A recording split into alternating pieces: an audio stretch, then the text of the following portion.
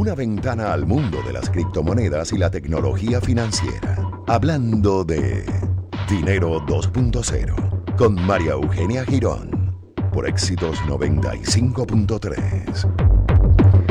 10:28 de la mañana y hoy queremos tocar el tema financiero con el economista Aaron Olmos. Él es economista de la Universidad Central, profesor de posgrado en el IESA, también es un gran conocedor de la tecnología financiera.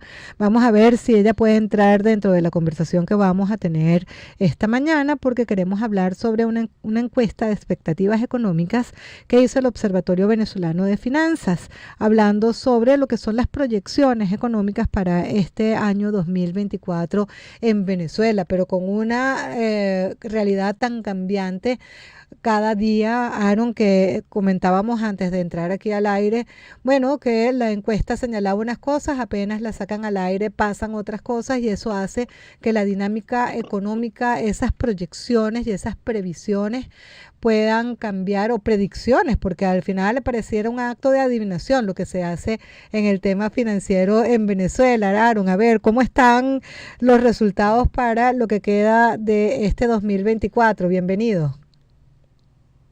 Sí, buenos días. Bueno, fíjate, al principio lo que comentas, no es tanto una predicción, es más una proyección, es un pronóstico, ¿no? Que son diferentes, ¿no? Más allá del tema adivinatorio, con, no sé, elementos esotéricos, más allá de eso, los economistas más bien trabajamos con cifras y con datos, y ahí está el tema de la expectativa. La expectativa es lo que yo creo que va a pasar en función de lo que conozco y de lo experimentado, expectativas racionales y adaptativas, por ejemplo. Lo que publica el observatorio es una encuesta de expectativas donde le entrega un instrumento a un grupo de expertos en el área económica. Estos expertos responden unas preguntas en función de lo que ven en el entorno en términos de tres grandes variables, ¿no? Inflación, tipo de cambio y crecimiento económico. El Fondo Monetario Internacional recientemente publicaba su informe de abril y allí hacía un pronóstico de crecimiento del PIB venezolano al 4%, por ejemplo, al final del año. En esta encuesta de expectativas del observatorio se tasa en un 2%, por ejemplo, ¿no? La mitad. ¿Y de qué depende esto? De que las políticas económicas se den, de que lo político a nivel de los acuerdos que se están dando para estas elecciones el 28 de julio se puedan dar, si va a haber o no un incremento de salario ahora el 1 de mayo, este año que es electoral, el tema de las sanciones, como tú bien lo decías, ¿no? El 29 de enero se revoca la sanción minera y ya el 18 de abril el resto de las sanciones vuelven a tener su fuerza, vigor como estaban antes, ¿no? Eso genera un clima que al 31 de mayo, según lo que se dijo, pues deben finiquitarse todas aquellas operaciones que hay petroleras y gasíferas con Venezuela, ¿no? En función de lo que dice Blinken, ¿no? El tipo de cambio para estas expectativas, este grupo de expertos lo tasa en 60 bolívares por dólar. Hay que recordar que en el mes de marzo la proyección era ir a 50, era más baja. Entonces es importante hacer ver que a la medida que se complejiza el entorno, cambian las cifras, cambian los datos de esta expectativa, de lo que yo creo que va a pasar en función de lo conocido. Y la inflación, si bien la inflación del Banco Central y la inflación del observatorio ya están por el orden de los 2 dígitos, hay que recordar que recientemente, pues en el cálculo que hiciera el Observatorio Venezolano de Finanzas, pues ya esta inflación interanual a marzo, por ejemplo, se encontraba en el 89%, o sea, había crecido un poquito, ¿no? De lo que es esa proyección original. Así que bueno, hasta ahora, como se dice por ahí, amanecer y veremos, ¿no? Sí, señor. Ahora con las últimas noticias, las últimas semanas, pues por supuesto varía totalmente la expectativa o lo que pueden ser estas proyecciones. El tipo de cambio se lo había visto en otras proyecciones en 70 bolívares por dólar. Seguramente al tener menos liquidez, el Banco Central no va a poder inyectar esos dólares a la banca y eso va a hacer que se dispare entonces el precio del dólar en Venezuela. Esa expectativa de crecimiento de ese valor de la moneda norteamericana, que es la moneda de cambio que estamos utilizando todos, más o menos para cuándo se estima que pueda empezar a crecer, Aaron. Después de las elecciones del 28 de julio, puede ser antes. Bueno, fíjate que tú lo dices bien, ¿no? El tema de las sanciones afecta el flujo de capital, flujo de efectivo, flujo de dinero, producto de la actividad tradicional caracteriza a Venezuela a nivel de exportación, que es el petróleo. Venezuela no podría seguir vendiendo a Estados Unidos y Europa directamente, tendría que incluso ir a otros mercados, ¿no? O tercerizar la venta, cosa que hace que sea muy costoso e incluso vender a descuento, ¿no? Sí. O sea, un petróleo que estaba, según el último informe de la OPEP, en $70 por barril, venderlo quizás a $35 por barril, por ejemplo, ¿no?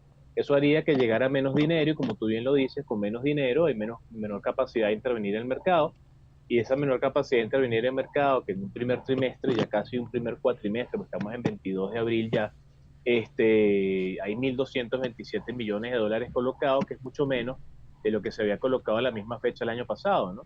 Lo cierto es que sí, efectivamente hay una menor disposición de divisas, y eso puede agravarse en la medida en la cual no se llegan a otros acuerdos que permita a Venezuela llegar a otros lugares, a otros mercados.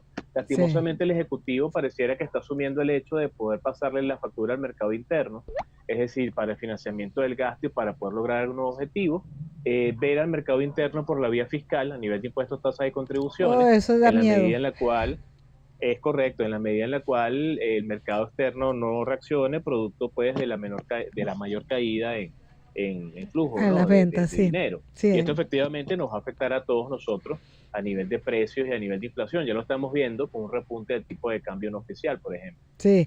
Bueno, nosotros estamos conversando con Aaron Olmos, vamos a hacer una pausa, vamos a escuchar producción nacional.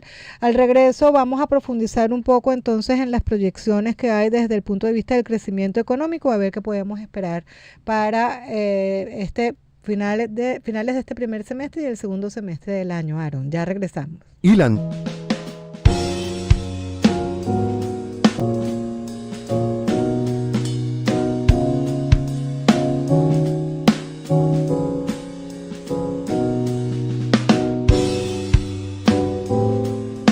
Tecnología y criptomonedas. Esto es Dinero 2.0 desde la metrópoli con María Eugenia Girón. 10:39 minutos de la mañana hablando de dinero. Bueno, el dinero se volvió un tema no solamente recurrente en la vida de los venezolanos, sino además cómo cambiamos nosotros la concepción del dinero, cómo pasamos de manejarnos del bolívar inmediatamente al dólar y lo asumimos con una facilidad impresionante, donde la referencia para todo el mundo, si no te dicen en dólares los precios, uno como que no se ubica muy bien, entendemos mejor las expresiones en dólares que en bolívares. Y quisiera, como estamos conversando con Aaron Olmos, economista y profesor de posgrado del IESA, pues quisiera saber, Aaron, frente a lo que viene para Venezuela en para finalizar este primer semestre y el segundo semestre de 2024, ¿cómo podemos manejar el tema de la unidad de cuenta que tenemos los venezolanos, que es el dólar, y cómo se produjo ese fenómeno de asunción del dólar como moneda nuestra? Sí, bueno, por el 318 constitucional, la moneda de curso legal sigue siendo el bolívar, ¿no? El tema es que más allá que es un signo monetario, una unidad de cuenta y de medida de obligatoria aceptación, hay una realidad desde el punto de vista de la libre elección de los consumidores, que somos todos nosotros, ¿no? La psicología del consumidor venezolano, para poder resguardar el valor del trabajo y de sus actividades económicas, trata de buscar algo que no esté sujeto a la política económica de Venezuela tan directamente, ¿no? Vale decir que hemos visto esta situación de la Venezuela multimoneda, donde, bueno, después del apagón nacional de 2019 fue mucho más evidente que todos los venezolanos comenzaron a escoger y utilizar y atesorar, incluso a resguardarse en aquella moneda que consideraba que tenía mayor valor de reserva, ¿no?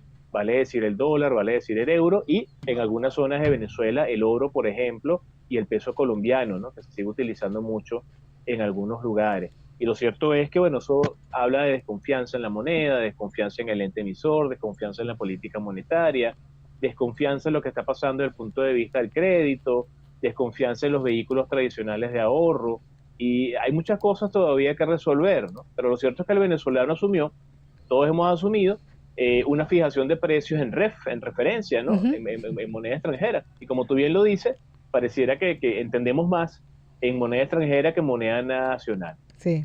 Sí. Aaron, el 1 de mayo está ya encima, la fecha ya se nos viene encima. No ha habido ninguna pista que nos haya podido dar el gobierno nacional acerca de qué se va a hacer con el tema de los salarios. Por supuesto, uno con la situación económica del país puede inferir que se va a seguir aumentando el tema de los bonos, pero no el salario.